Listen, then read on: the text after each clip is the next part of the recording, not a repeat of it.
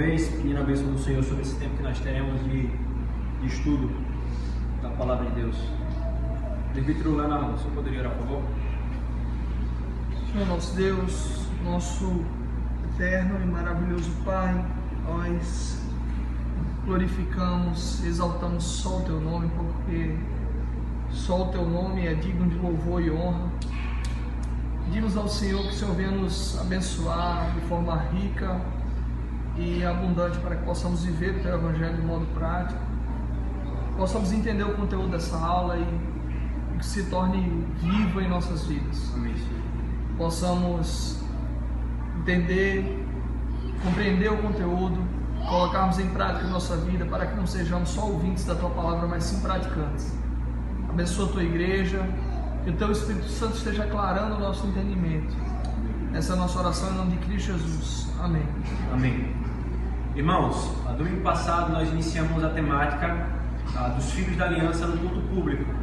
E nós chamamos culto público como, inclusive, é um título de uma obra que nós temos em português, O Berçário do Espírito Santo. E nós, na aula passada, nós desenvolvemos o fundamento bíblico para isso, né? A doutrina que nos orienta dessa forma. Por que as crianças elas devem, não é uma opção, não é uma possibilidade, mas é uma orientação da palavra. As crianças devem estar no culto com os seus pais, prestando culto juntamente com eles. Nós vimos um pouco da situação atual, né, as desculpas que se põem, o porquê que se colocam, o que está por trás, e as implicações disso é a proibição de crianças no meio da igreja. Nós vimos sobre o que isso gerou, então uma geração de uma geração cultinho, com uma série de vícios e de coisas perniciosas no conjunto da igreja. Nós discutimos sobre a seriedade da questão, mostrando que a Escritura Sagrada assim orienta, e a implicação por trás disso, a partir do que Martin Henry fala, que é o próprio Satanás por trás querendo distanciar os filhos do culto ao Senhor, quando nós temos ali Faraó. E vimos um pouco da história e a fundamentação bíblica, ok? Agora, nós vamos lidar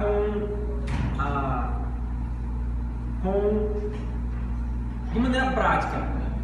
Como é que nós fazemos isso? Como é que as crianças, então, elas participam do culto conosco? Porque alguém pode falar assim, pastor, de fato tem um problema, né? Alguém pode falar assim, a criança ela fica inquieta, a criança ela não entende, a criança ela, sei lá, tem uma realidade posta. Como então de maneira prática nós conseguimos viver isso, fazer com que as crianças elas participem do culto ativamente? Então aqui, irmãos, tem algumas orientações. Na providência do Senhor foi ventilado um material na semana retrasada, não lembro quanto tempo exatamente, sobre isso, né? Eu vou te dar esse material como base para nós vermos algumas orientações práticas. Veja, primeiro, né, isso aqui é um material que o pastor Kevin DeYoung confeccionou e organizou em 10 dicas, né? Primeiro, foque este momento durante a semana.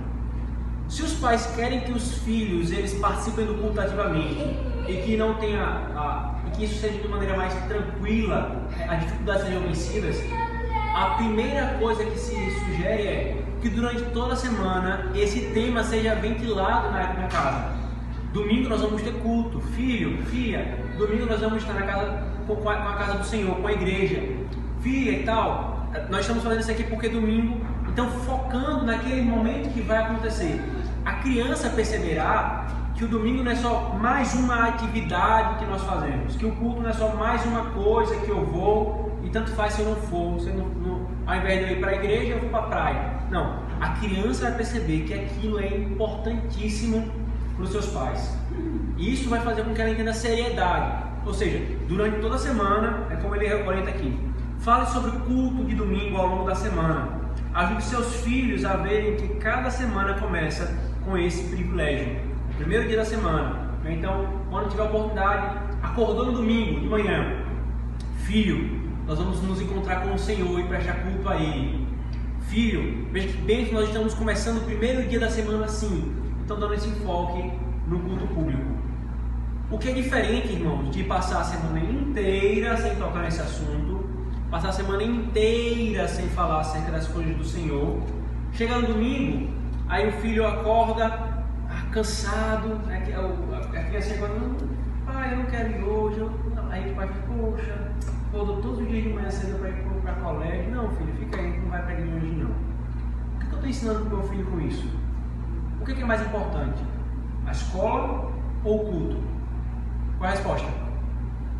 Se eu digo para ele que, bora, levanta, 5 da manhã, precisa ir para o colégio, pai, eu quero ir para o colégio. Vai para o colégio sim, moleque.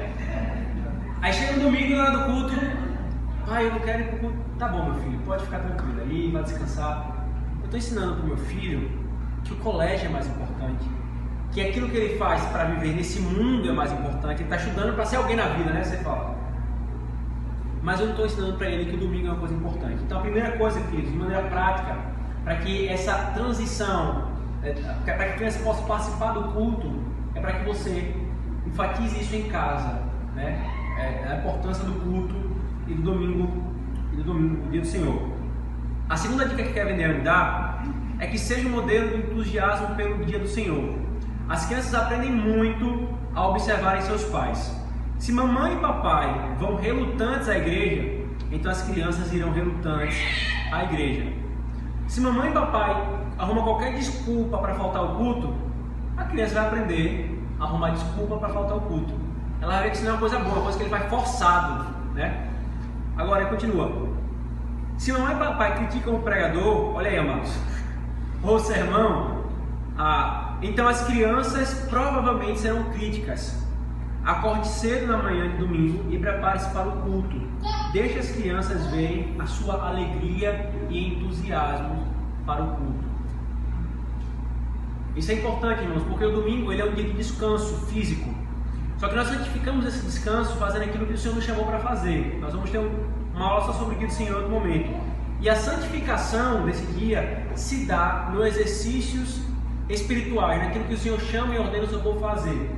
Nesse dia nós cultuamos a Ele, nesse dia nós deixamos os nossos trabalhos ordinários para trabalharmos naquilo que o Senhor nos chama a trabalhar, dedicarmos ao seu serviço, ao seu culto.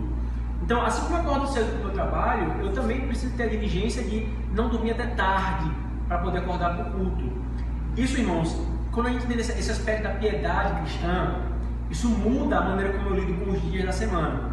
Então, por exemplo, o sábado, normalmente é o sábado que o pessoal às vezes deixa para ficar em casa. Não, o sábado a gente pode usar e abusar com lazer, com programação. Mas quando eu entendo também que eu vou ter que estar na igreja, o que eu faço? Eu vou me preocupar, vou ser diligente em não me estender a alguma programação no sábado à noite, em que eu vá ficar 10, 11 horas da noite fora de casa, meus filhos vão estar comigo. E aí o que vai acontecer? Qual a implicação? Eu ainda vou chegar em casa, meia-noite chego em casa. Aí vou arrumar o menino para dormir. Aí 1 hora da manhã eu estou dormindo. E já é o domingo para ir para o culto. 7 horas da manhã você está acordado para se arrumar para orar.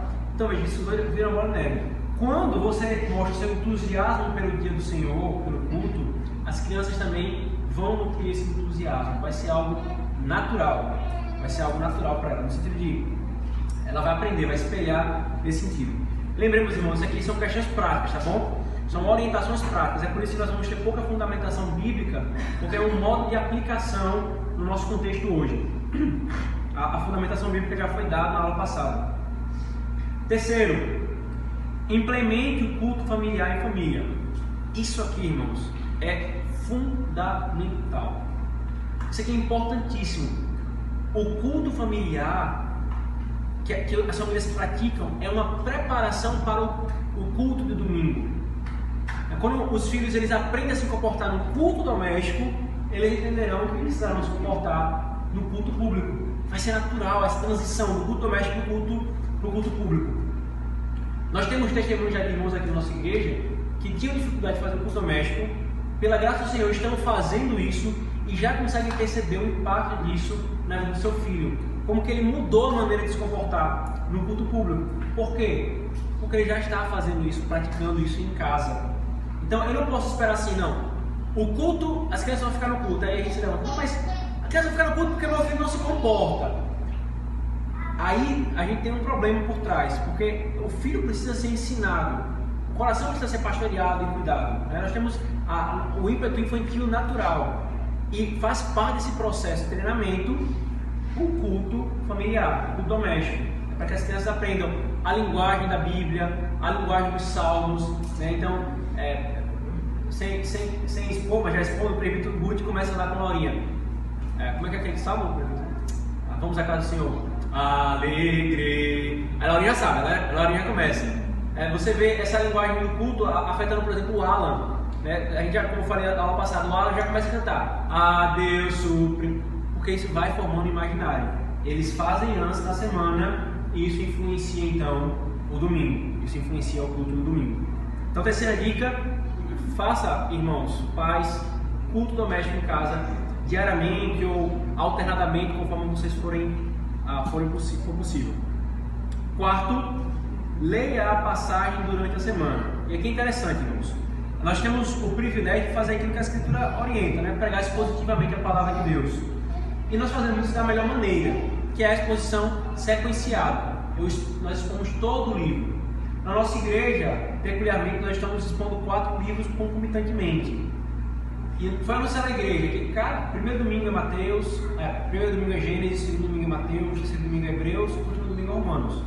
Então, se eu já sei qual vai ser o texto que o pastor vai expor naquele próximo domingo, o que é que eu posso fazer?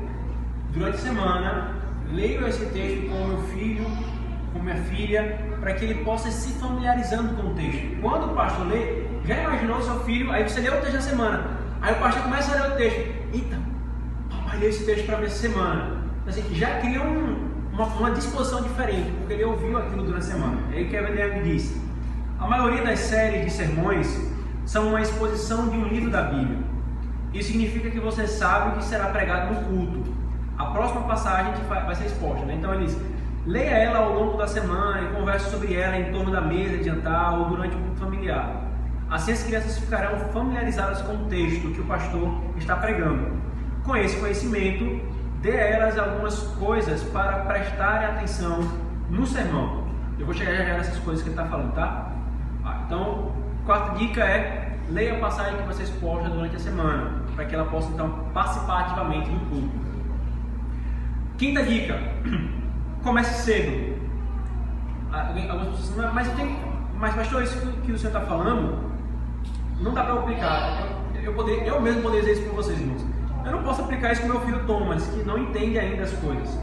Só que o ponto aqui, irmãos, é que muito mais Thomas, que é levado para onde eu for, ele vai ficar onde eu estiver. Isso aqui é uma orientação que é efetiva para crianças que já estão entendendo a linguagem dos pais, os pais falando com elas. Quanto mais cedo, então, melhor. Quanto mais cedo uma criança estiver nesse ambiente de culto, melhor.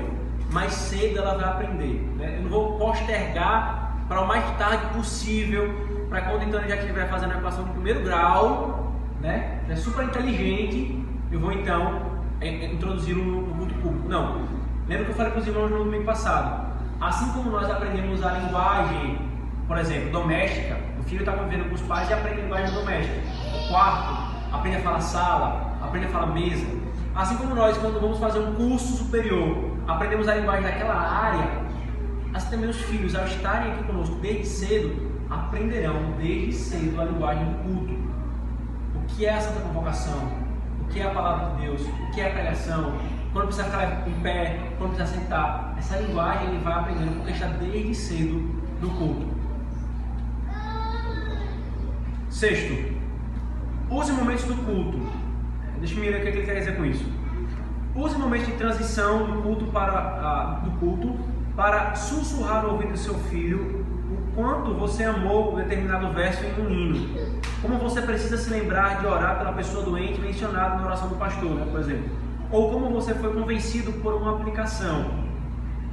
Isso os mantém engajados e permite que eles o vejam participando ativamente do culto. Não é como quem fala assim: tá vendo, filho, que o pastor falou? A gente precisa viver isso. Então, filho, presta atenção, como eu vejo que os irmãos já falam, quando eu vou me direcionar para as crianças, né? Ficar tudo assim, presta atenção no que está falando, né? Esse tipo de coisa, filho, veja que salmo maravilhoso que nós cantamos, veja que hino maravilhoso que nós cantamos agora, né? Legal, né, filho? Assim você vai envolvendo com o que está acontecendo. Sétimo, use as ajudas óbvias. Que ajudas são essas? Muitas vezes esquecemos de usar as ajudas que já estão disponíveis para nós. Por exemplo, peça a um filho mais velho que encontre a passagem bíblica, ou aponte o seu dedo para o texto enquanto é lido, para uma criança mais nova. Use o boletim e mostre ao seu filho em que momento do culto vocês estão. Façam ler a confissão conforme você aponta o dedo de cada palavra. Ou seja, você vai fazendo aquilo que é mais simples, o mais óbvio. Abre a Bíblia para o seu filho, coloca ela no seu colo. Aqui você imagina que é... Peça para o irmão mais velho, então você já imagina que já tem mais de um filho, né? Mas você mesmo pode fazer, abre a Bíblia para o seu filho, compra uma Bíblia para ele, né, que ele possa usar, abra a Bíblia para ele, mostre qual é o texto que está sendo lido, como ele vai aprendendo a ler também. Então isso vai envolver a criança também, para ela participar. 8. Sente-se perto da frente. Aqui eu acho interessante isso, irmãos. As crianças são facilmente distraídas. Então, sente-se perto da frente, onde há menos distração, né? Onde há menos distração e... hoje em dia também está meio esquisito isso, né? Na minha época, numa época anterior à minha, não sou tão velho assim, tinha uma autoridade perto das crianças, as crianças ficavam com medo, né? Não, ficavam tudo quietinhas. A ideia de voltar na frente, elas estão aqui expostas diante dos homens da igreja, dos pais da igreja, o pastor está na frente dela, bem pertinho dela. Então a ideia que ele está querendo dar é ser o mais próximo possível para que o que acontece atrás não distraia a criança. Irmãos, perdão?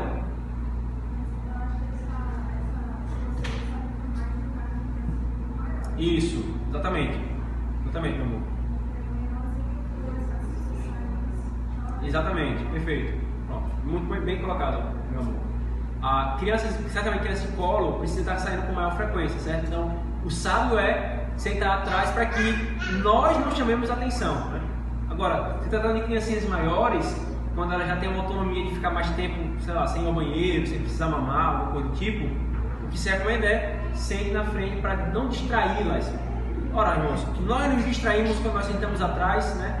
Não sei se você já foi a um culto na igreja que seja muito longa, muito comprido o salão de reunião. Então, nos distrai aquela movimentação que às vezes acontece na frente, quanto mais então de uma criança. A recomendação é, sendo maiores, né, um pouco mais para frente, certamente bebê de colo, que é o caso do meu, por exemplo, fica atrás porque a mãe precisa sair para lá e mamar, para trocar a fralda, porque está chorando impulsivamente e não se tem como repreender ainda, etc. Percebe, irmãos? São aplicações. Então, as aplicações elas podem ser mudáveis, né? Podem ser mudáveis conforme a necessidade da igreja e a realidade da criança. Mas aqui são algumas orientações para nós termos alguma coisa concreta. 9. Crie uma atmosfera na sua fileira. Vê que interessante.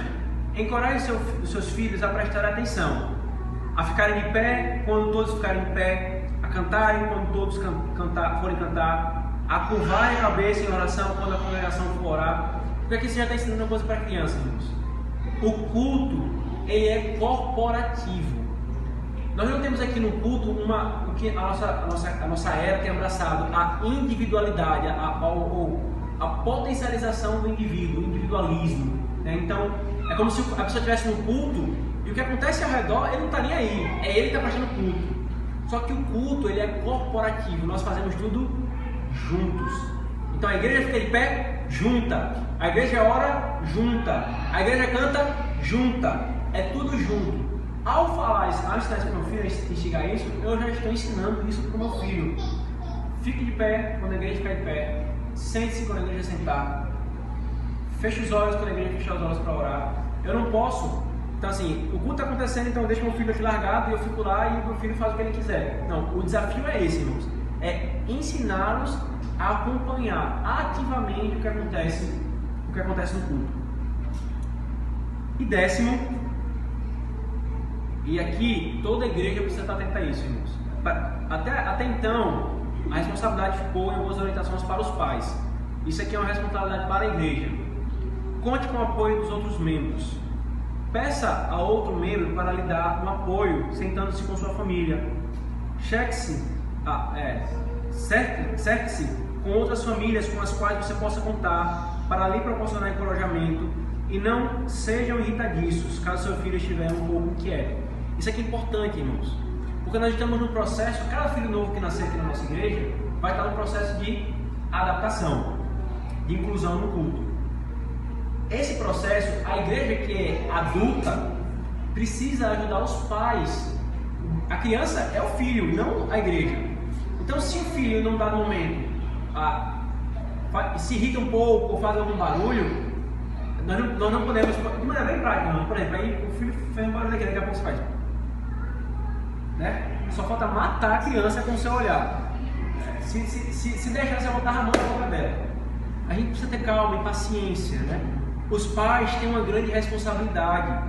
Os pais são instruídos também, como eu vou botar já, a não se alargar no tempo que a criança estiver irritada, então não demorar muito tempo, mas tirar um dado momento. Entretanto, até esse momento, a igreja precisa ter paciência.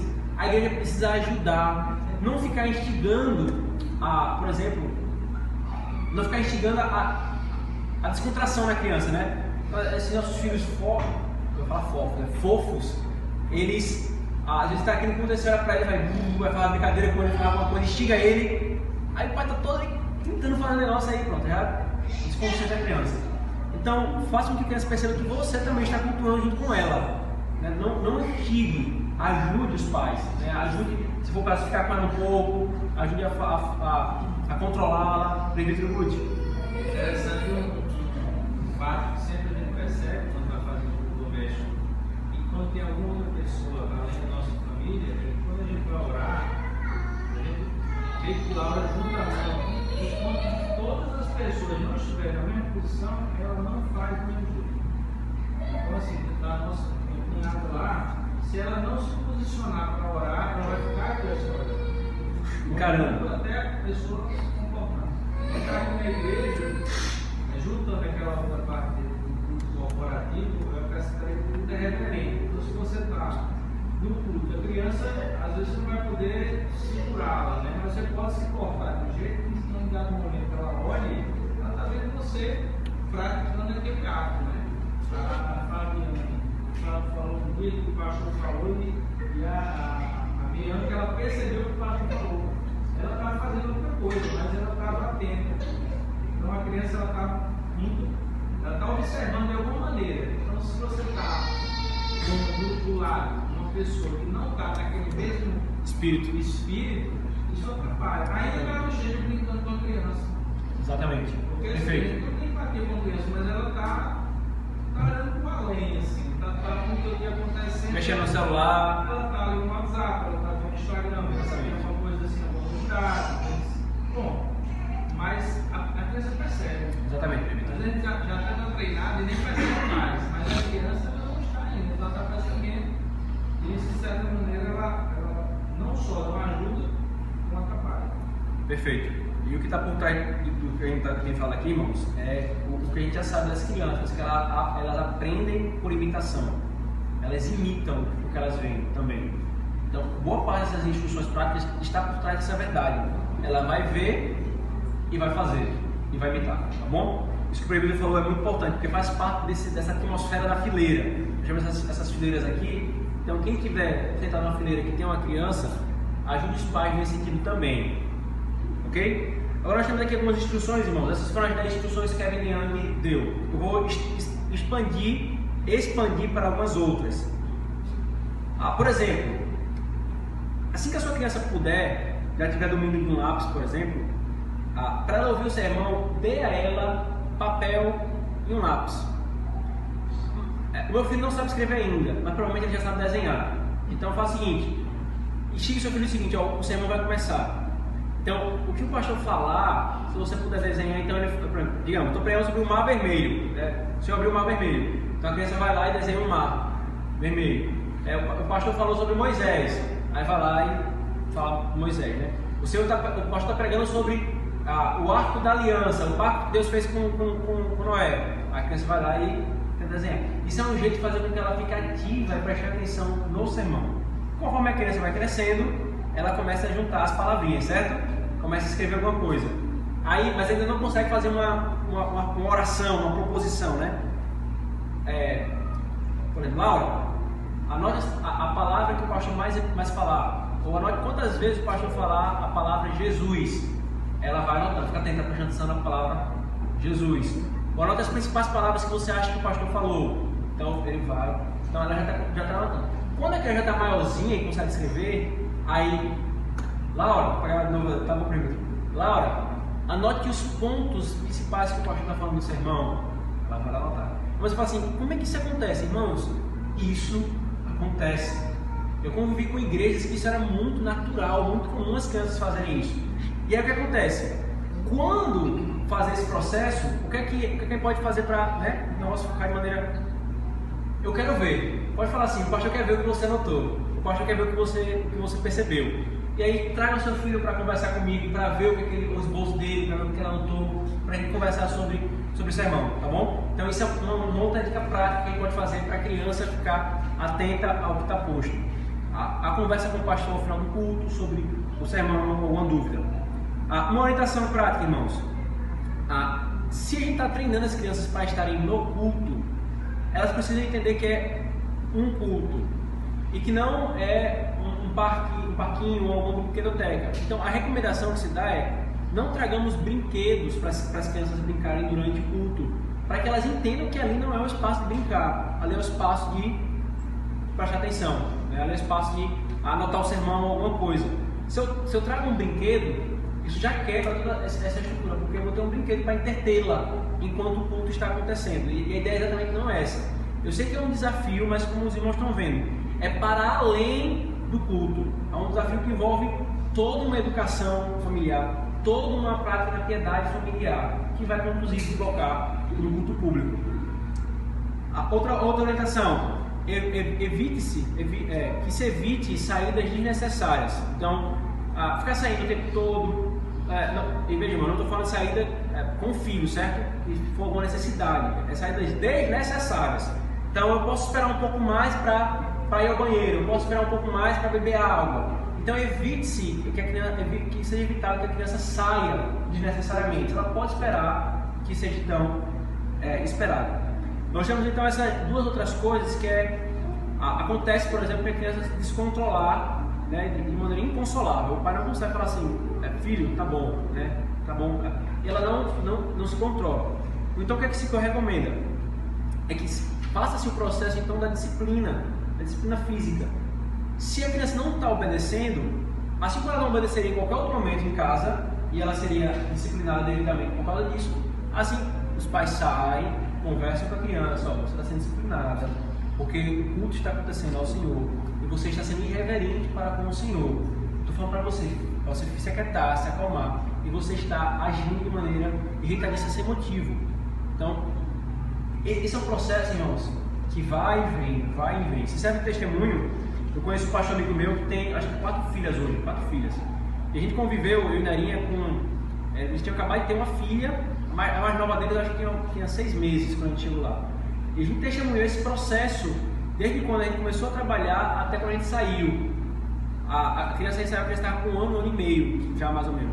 A diferença era gritante, gente, porque a mãe ia lá. Uma criança pequenininha, então ela ficava no fundo. A criança fazia birra, aquela birra que não era por fome, por dor, por nada, é birra. Ela saía, conversava com ela, fazia disciplina, deixava ela se acalmar no choro, voltava, a criança vinha quietinha. Aí daqui a pouco, depois de 30 minutos, vai fazer de novo. Ela saía, conversava com ela. Nesse processo todo, irmãos, isso aqui é a conversa mesmo, é a disciplina nesse sentido.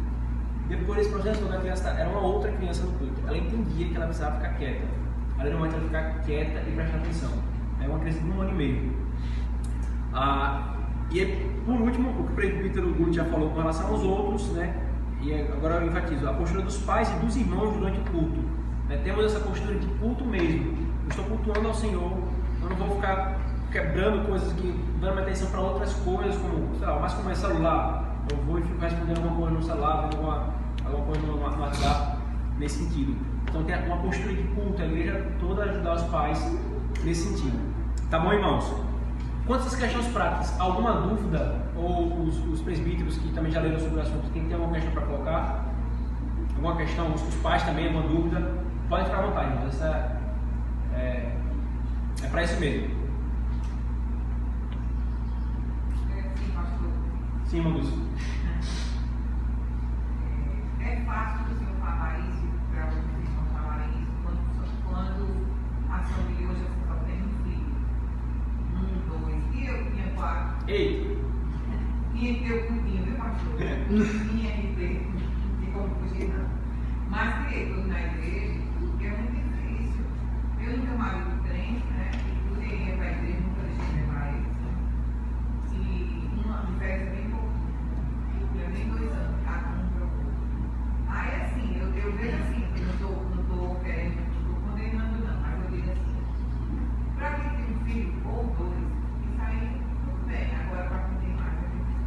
Veja que interessante, Vanus. Veja que interessante o raciocínio. Se eu tenho o primeiro filho e eu educo assim, o primeiro filho já está feito. Tive o segundo. Meu trabalho vai ser agora com o segundo. Ele vai ser educado e vai crescer assim.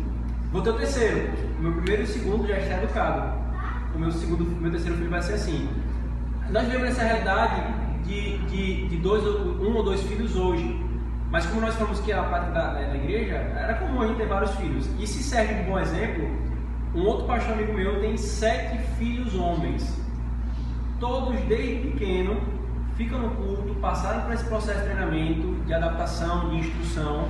E hoje o mais velho ajuda até mesmo com o mais novo, a cuidar do mais novo. Então, são 7 filhos. O mais novo, quando a gente saiu da conversa com eles, ia fazer 1 ano, já tinha feito 1 ano.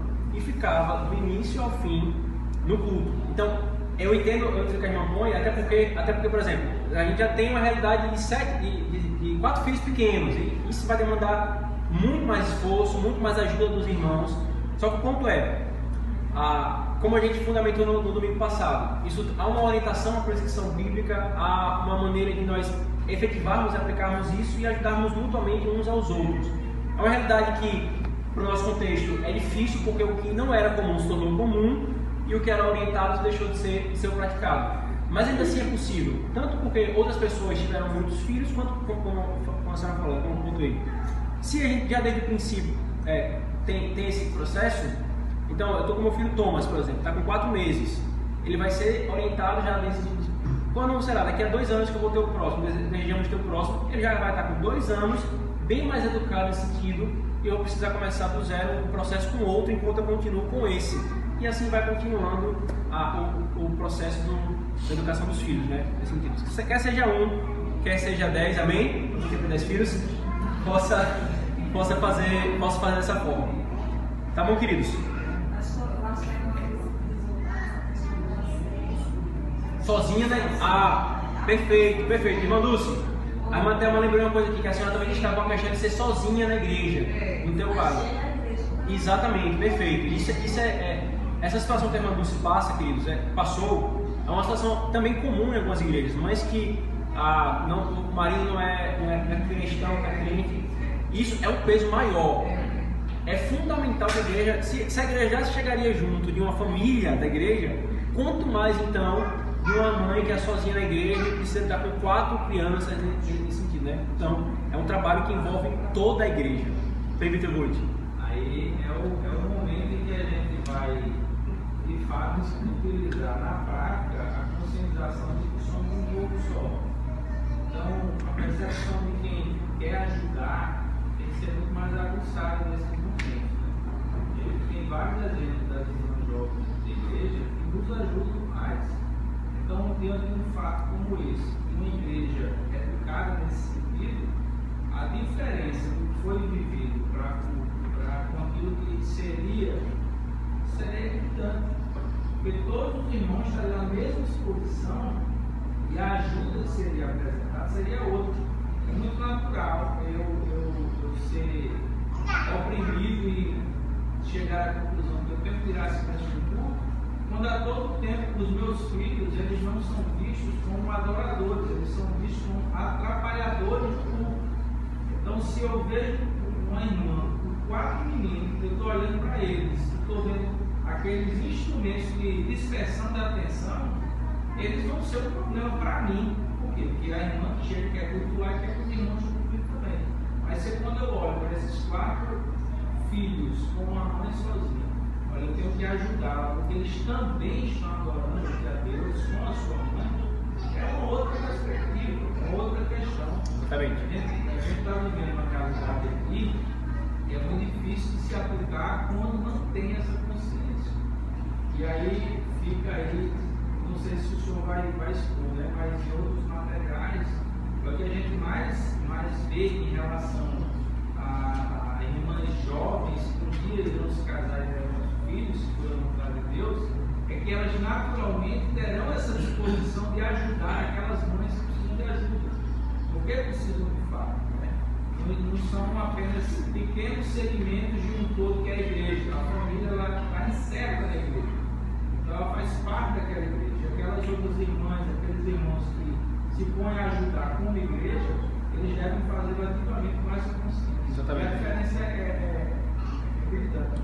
No dia 12 de dezembro, eu cheguei aqui em Natal com minha esposa, Malicuia, certo? O irmão tinha passado pela mudança, o irmão Pacheco já se mudou quantas vezes, Pacheco? 22 vezes, irmãos. Só 22 vezes. Quase não mudou em casa. E a gente sabe quando esse processo de mudança, o que acontece? A casa fica muito bagunçada. Eu tive a graça de contar com a ajuda de irmãos aqui da igreja que foram lá, fizeram comida, ajudaram a organizar o quarto para a turma já ficar alocada. Então foi um processo que durante um mês a casa ainda não estava com a cara da casa que a gente queria. Era aquele rebuliço, você tinha, onde é que tá? Tem qual caixa? Não está naquela caixa, está embaixo da outra caixa, então ficar nessa angústia.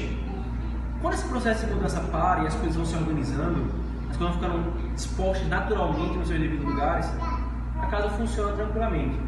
Então, irmãos, há uma mudança necessária que a nossa igreja passa, mas para além da nossa igreja, que as igrejas têm retornado para essa verdade bíblica. E esse processo de mudança vai gerar um certo esforço maior, um desgaste maior, um incômodo maior. Mas se a gente botar toda a igreja, como o presbítero falou, tiver o espírito da coisa, essa mudança vai ser mais suave. E quando ela se efetivar, a gente vai ser visto como normal, como normal, o que de fato deve ser visto. Nesse sentido, então, irmãos, nós temos aqui algumas recomendações, caso alguém queira aprofundar-se um pouco mais, né? Os pais ou a igreja queiram ler um pouco mais sobre essa temática. Então, por exemplo, nós temos esse livro aqui, é daí que Calvino diz assim: a igreja é a mãe, se Deus é o pai dos crentes, a igreja é a mãe dos crentes. O crente que ama o pai, a Deus Pai, Deus Filho e Deus Espírito, ama também a sua igreja. Então, ele faz esse contraponto. E a partir disso, esse autor, Daniel Hyde, ele fez uma implicação. Então, a igreja e o culto é o berçário do Espírito Santo. É onde as crianças crescem e recebem a pregação da palavra de Deus. Esse livro é muito bom, irmãos. Ele faz uma argumentação, do problema, bíblica, histórica e a aplicação, como mais ou menos a estrutura que eu tentei seguir aqui. Tem esse outro e-book, muito fininho e gratuito na internet, A Participação da Criança no Culto Público Soleno, do Red Golf. Esse ali é do Daniel Hyde, ambos da editora Os Puritanos. E tem esse livro aqui, Guarde-os do Mal, do David Bryan. Esse livro, irmãos, ele não é sobre a criança no culto. É um livro sobre educação de criança. Só que, como ele trata da educação cristã, ele várias vezes vai trazer a temática da criança no culto público. Eu até citei um desses textos na aula passada. Né? Vamos mostrar como que isso precisa acontecer e os benefícios disso. E por último, irmãos, nós temos esses dois outros vídeos na internet, há outros. Tem esse do pastor Paulo Brasil, o pastor com quem eu trabalhei, na quinta conferência reformada na igreja dele. Aí ele mostrou a doutrina bíblica do pacto, que é a que nós temos enquanto presbiteriano, e as crianças no culto solene. Essa mesma palestra, se eu não me engano, foi dada também lá na igreja presbiteriana do Alto Branco. E a nossa irmã, esposa do pastor presbiteriano, a Simone Quaresma, ela proferiu como mãe que tem 4 filhos, se eu não me engano é 5, é 3, eu não lembro. 4, né? 4 filhos. Como uma mãe que era esposa do pastor, ou seja, estava sozinha também no banco, como que eles abraçaram essa verdade bíblica e passaram a aplicar. Então, nessa palestra, ela dá o fundamento bíblico também, só que foca no aspecto prático, né? Algumas orientações para as mães nas dificuldades que se tem naturais desse processo de transição. Irmãos, aquilo que nós falamos nas primeiras aulas sobre a Escritura Sagrada. Se a Escritura ordena e orienta, então é bom. Se nós fizermos aquilo que a Escritura ordena e orienta, nós vamos gozar as bênçãos do Senhor. Ainda que gere um desconforto inicial. E qual outra área da nossa vida que não gere desconforto para deixarmos o pecado e abraçarmos aquilo que é correto?